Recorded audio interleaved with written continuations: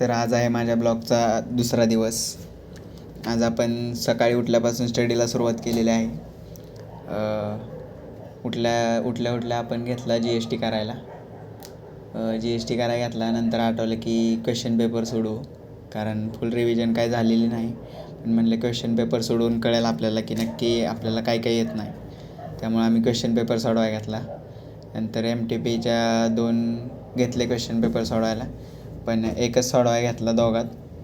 Discuss करून सोडवायला सुरुवात केली. तर अजून आम्ही तोच पेपर सोडवत आहे आणि समजत नाही तरी पण आम्ही सोडवतो आहे बघून ओपन बुक टेस्ट घेऊन. असं चालू आहे आमचं. दोघं आदित्य मी सोडवतो आहे पेपर. बऱ्यापैकी होत आलेला आहे. कॉन्सेप्ट पण क्लिअर होत चाललेले आहेत.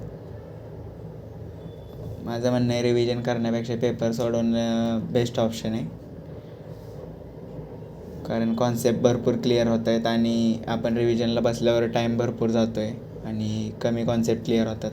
पेपर सोडवायला घेतलं की समजतं आहे की नक्की काय येत नाही आणि काय येतं आहे. त्यातून आम्ही एक लिस्ट काढली आहे की नक्की इम्पॉर्टंट कुठले सेक्शन आहेत. त्यानुसार आम्ही लिहून ठेवलं आहे याच्यावर.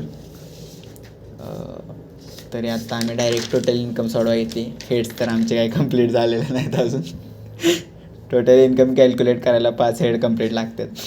आम्ही डायरेक्ट टोटल इन्कम कॅल्क्युलेट करायला घेतली. पण समजते आज ना उद्या काही ना काहीतरी अपग्रेड होत राहणार आहे.